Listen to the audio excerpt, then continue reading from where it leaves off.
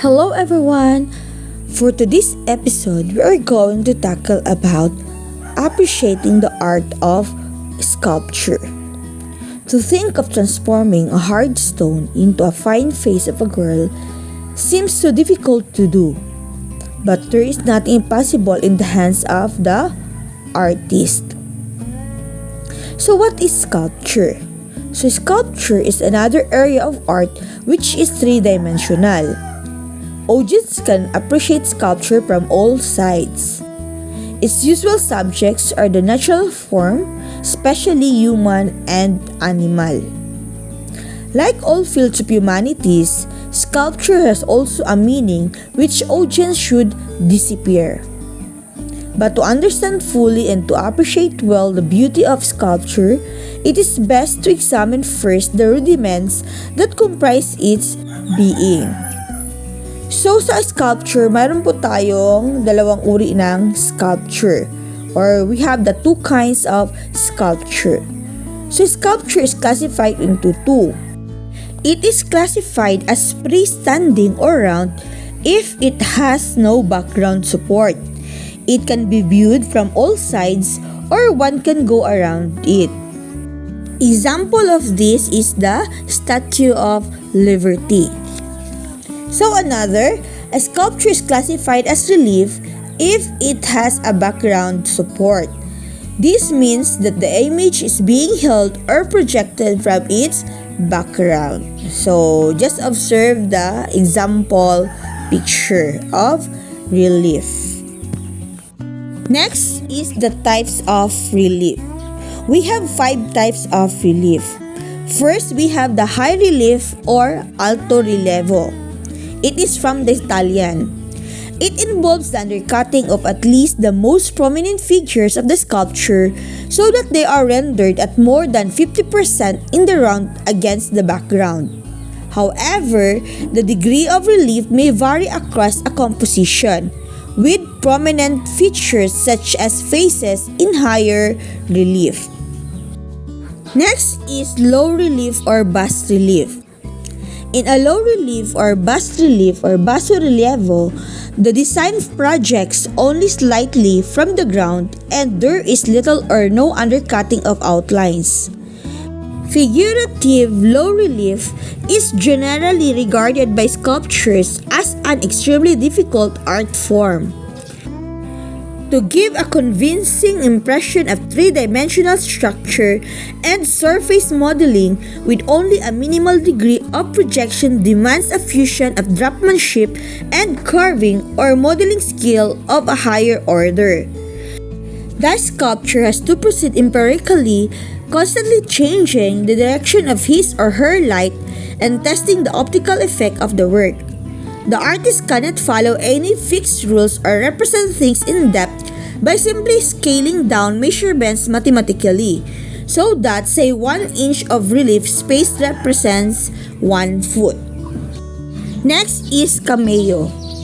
Cameo is a method of carving an object such as an engraved gem, item of jewelry, or vessel. It nearly always features a raised positive relief image, contrast with intaglio, which has a negative image. Originally, and still in discussing historical work, cameo only referred to works where the relief image was of a contrasting color to the background.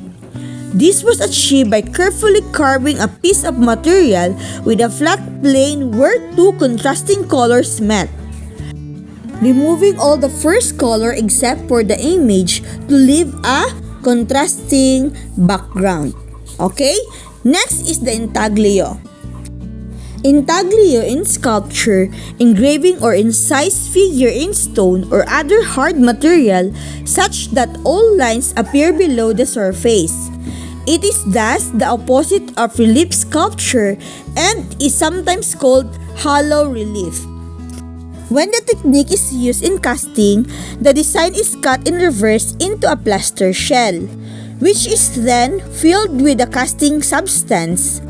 The hollow impressions of the mold appear in relief on the cast.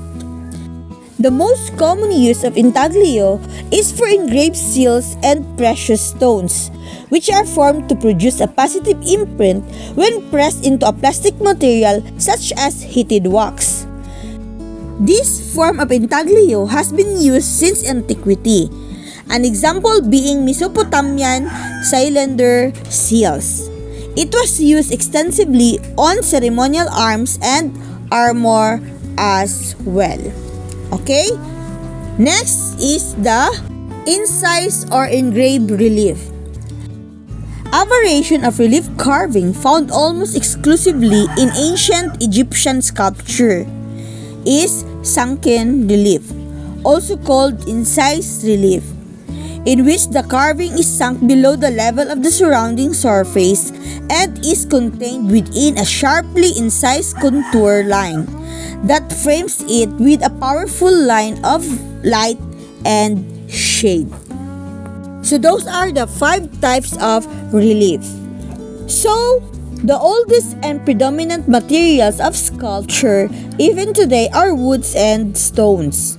These materials predominate through the ages because they are hard and available anywhere. Modern sculptors have found a considerable number of materials which they have used in their works. These materials include wires, rods, plates, plastic, ceramic known as terracotta, granite, and other mostly made of metals. In the Philippines, there are indigenous materials namely bamboo, corals, marbles, and cement. Next is the process of sculpture. Modeling is the first part of the making after materials and tools are readied. A sculptor does not immediately carve or chisel off the stones without a model, which is an exact facsimile of what the sculptor intends to come up. Modeling materials include modeling clay, some plastic products, plastic oparis, cement, and etc. Modeling is usually done by the use of the bare hands. Okay, so we have different process. First, we have the carving. So carving is the process wherein the unwanted parts are chiseled off or cut away. There are 2 general sculptural processes, the subtractive and additive. Subtractive is taking away the unnecessary parts, and additive is fixing together. Next is modeling. It is a term applied to reproduce an image. This involves the making of a negative mold, and from these copies are made known as cast. So mayroon siyang tinatawag natin na hulmahan. And lastly is the piecing. Piecing is the assembling together all parts to form into the actual sculptural work. This is also the process we call as additive, the putting together bits of clay or welding together parts of metal para makabuo tayo ng isang sculptural design. So yan yung mga process ng sculpture. That's all for this topic, and I'm your teacher May, leaving this message of Michelangelo that every block of stone has a statue inside it, and it is the task of the sculptor to discover it. Thank you so much!